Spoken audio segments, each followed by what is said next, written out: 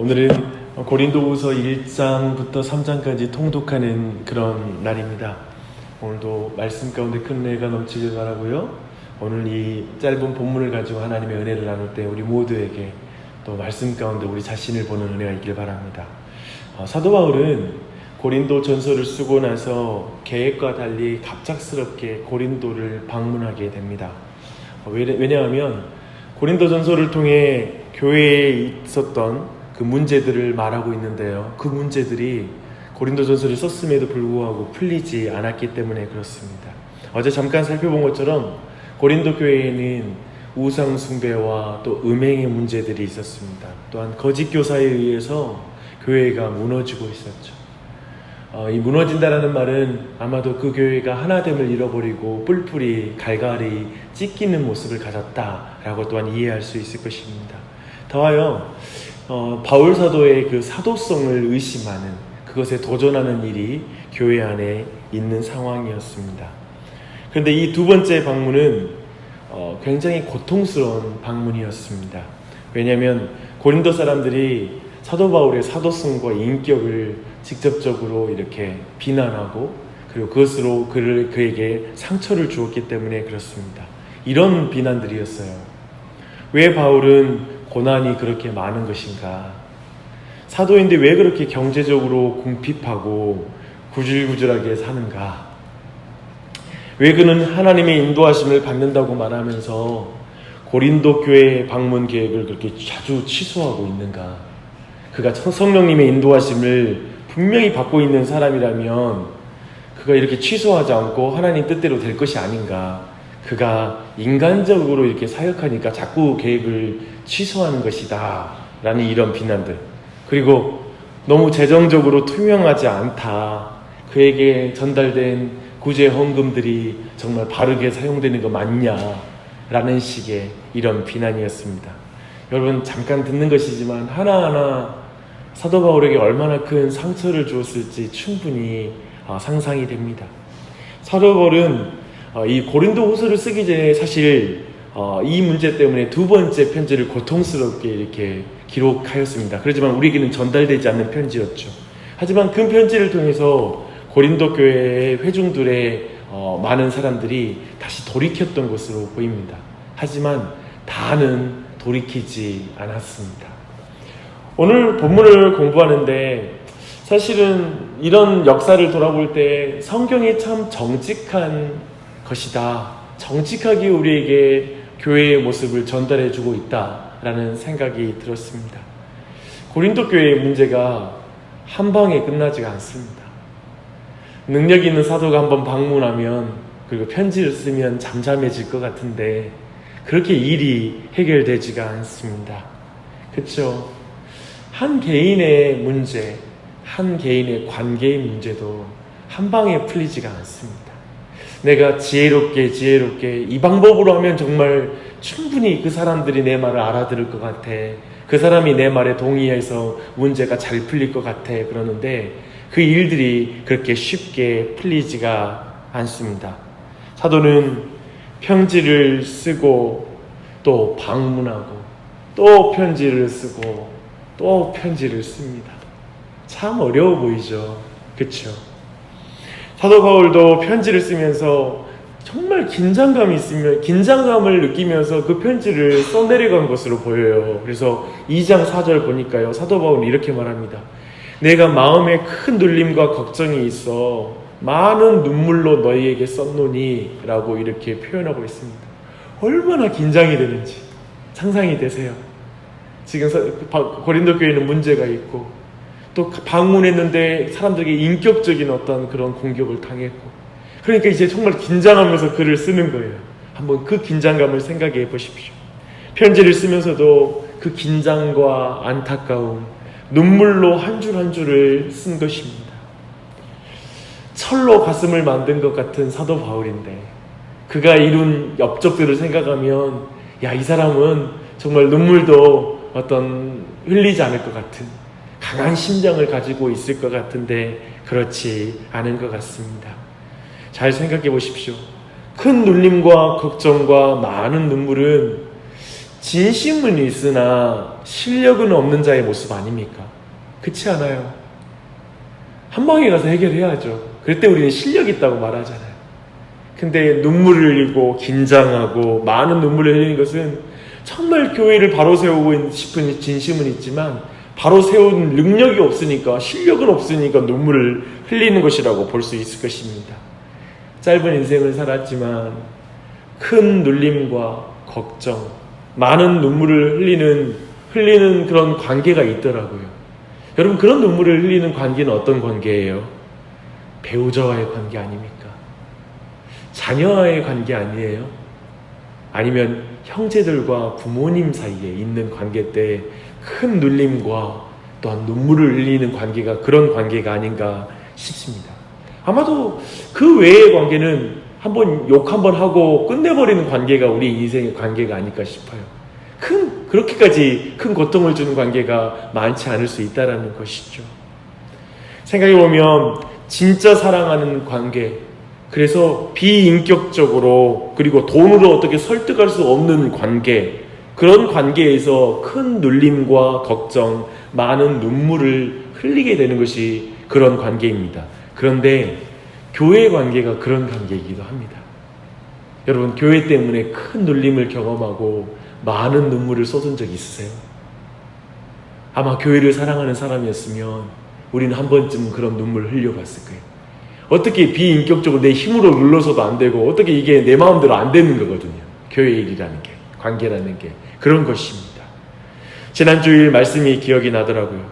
사도 바울이 에베소 장로들에게 한 말입니다. 사도는 정말 그렇게 사역했는데 이렇게 말하죠. 모든 겸손과 눈물이며 유대인의 관계로 말미암아 당한 시험을 참고 주를 섬기고 라고 이렇게 말하지 않습니까? 사도 바울은 모든 교회에서 그런 사역을 경험한 것입니다. 그런데 너무 억울하게도 고린도 교회의 일부는 이렇게 바울이 고난을 당하고 눈물을 흘리고 사역하잖아요. 근데 이게 바울이 약하기 때문에 그렇다라고 비난하는 거예요. 참 어려워요. 그렇죠? 이렇게 눈물 흘리면서 그렇게 사역하는데 참 무능해. 능력 없으니까 이렇게 교회를 제대로 수습을 못하지. 이렇게 비난하는 거예요. 뭔가 영적이지 못하니까 자꾸 이런 문제가 생긴다라고 이렇게 비난하는 사람이 있었던 것입니다. 그래서 고린도후서의 핵심 메시지는 이것입니다. 약함은 강함의 원천이고 고난은 하나님의 능력과 영광의 도구이다. 이것이 바로 고린도후서의 핵심 메시지입니다. 이 메시지는 끊임없이 고난을 당하는 바울 사도를 비난하는 고린도 교회의 그 승리주의, 능력 있는 사역자, 이렇게 말하는 그 승리주의에 대해서 사도 바울이 처음부터 그 부분에 대해서 꼬집어 말하는 것입니다.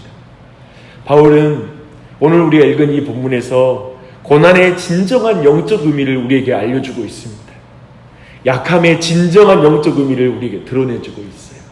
5절 말씀이에요. 그리스도의 고난이 우리에게 넘치는 것과 같이 그리스도로 말미암아 우리의 위로도 또한 넘친다 라고 말하고 있습니다. 바울은 고난은 본질적으로 그리스도와 연합함으로써 얻는 고난이기에 내가 당하는 고난은 그리스도의 고난이다 라고 이렇게 말하고 있습니다. 고난을 통해 그리스도와 사도가 연합한다는 거예요. 그래서 기억할 것이 있어요. 봐봐요. 우리가 교회를 통하여 눈물과 어떤 어려움을 경험하지 않으려면 교회 뒤로 속하지 않으면 됩니다. 그리고 교회 안에 봉사하지 않고 교회 안에서 내가 아무 일도 하지 않는다면 우리는 어떠한 고난도 당하지 않을 것입니다. 그런 의미에서 교회 안에서 들어와서 우리의 연약함을 보는 것, 내 부족함을 보는 것, 또 섬기면서 내 무능함을 보는 것, 그래서 눈물을 흘리는 것, 이 모든 것들은 사실은 교회 안에 들어와 있기에, 그리고 그걸 섬기려고 하기에 당하는 고난이에요. 그게 그리스도의 고난이라는 거예요. 그러나 우리가 볼 때 때로는 소극적으로 말하면 왠지 우리 자신이 무능해서 당한다고 생각하게 됩니다. 하지만 그렇지 않다는 걸 다시 한번 볼 필요가 있습니다. 또한 6절 7절을 보니까요, 고린도 사람들이 신앙 때문에 당하는 고난 역시 그들과 사도를 하나로 연합해 주는 역할을 한다고 말합니다.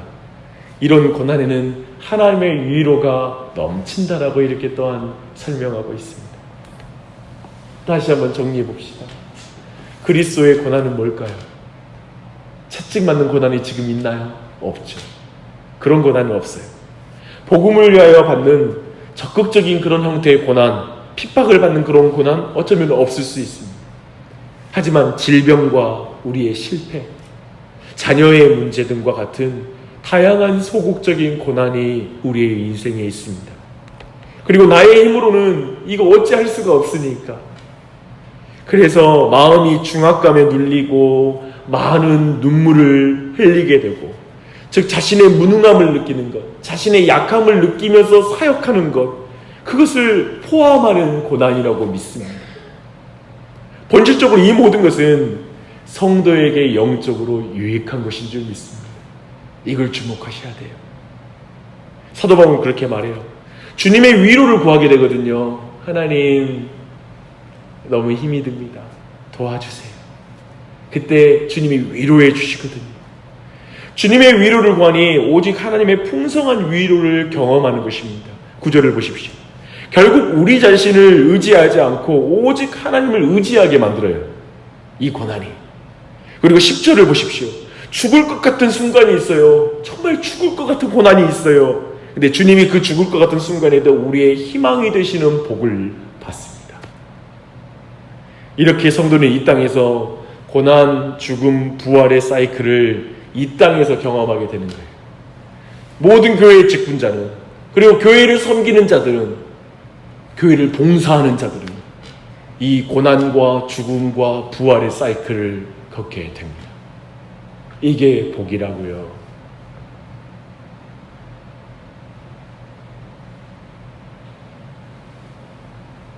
마음에 드십니까?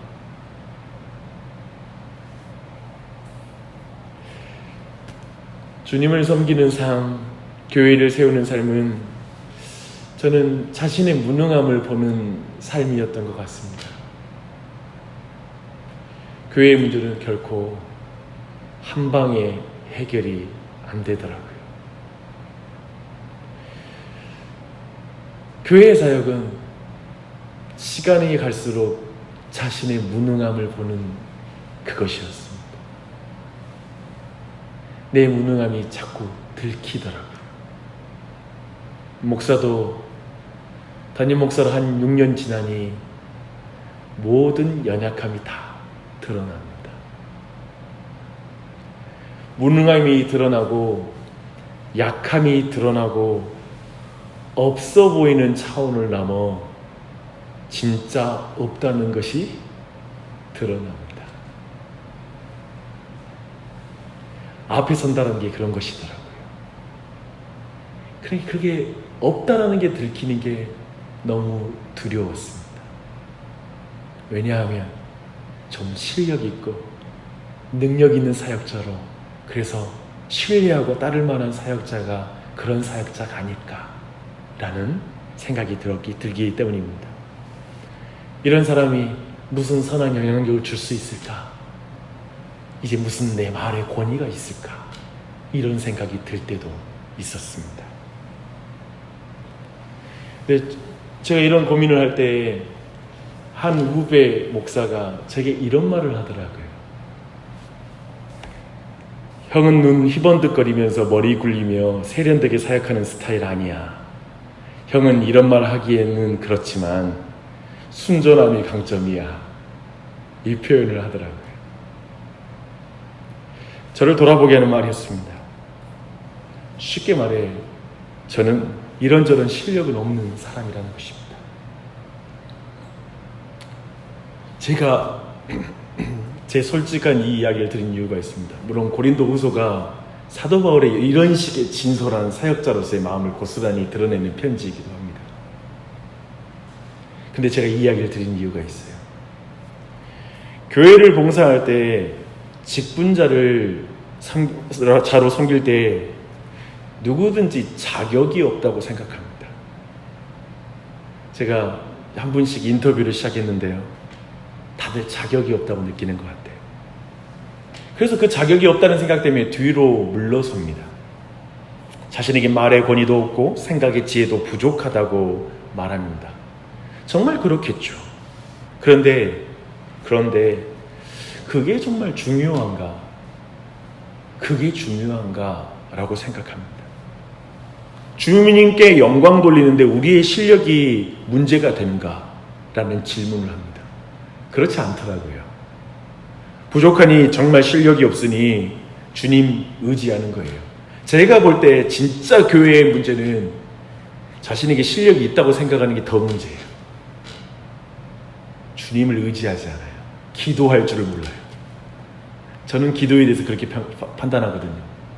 저는 제가 생각하는 기도는 자신의 지혜와 자신의 능력에 대한 무능함을 고백하는 거거든요. 다른 게 없어요. 그걸 가시적으로 드러내는 것은 기도밖에 없어요. 좀 실력 없고 부족한 것 인정하고 손 들어 버리는 게 낫습니다. 기가 막히게 사도 바울이 11절에서 이렇게 말해요. 여러분도 기도로 우리에게 협력하여 주십시오. 많은 사람의 기도로 우리가 받게 된 은총을 두고 많은 사람이 우리 때문에 하나님께 감사를 드리게 될 것입니다. 사도 바울이 도와달라고 그러는 거예요. 이해되세요? 사도 바울이 도와달라고 그래요. 그러면 누가 그러면 내 힘으로 해요? 기도해 주십시오 라고 말해야 하죠. 그래서 사도 바울은 말하는 거예요. 내가 사역을 너무 잘해가지고 우리 교회 최고의 우리 담임 목사님 최고의 사도가 있어요 라고 자랑하는 게 교회가 아니라, 야 우리 목사님 여러 연약함이 있고 우리 사도 바울이 연약하지만 우리의 기도 가운데 많은 기도가 응답됐어. 하나님의 은총에 찬양합니다. 이렇게 하는 거라는 걸 말해주고 있는 거예요. 저는 이게 이 시대의 모든 사역자와 모든 봉사자들, 그리고 이 시대 교회의 소망의 말씀인 것 같아요. 불안한전한 존재들이 기도함으로, 서로 기도해 줌으로 하나님의 은총을 확인하며 사역하는 것, 그것이 사역이죠. 그것이 바로 교회의 실력이죠. 기도할 줄 아는 교회 되는 것, 함께 하나님의 은총을 구할 줄 아는 교회가 되는 것, 그것만이 실력이에요. 그것만이 그 교회에 주신 하나님의 은혜인 줄 믿습니다. 아멘. 그러한 교회로 나아가는 우리 모두가 되길 간절한 마음으로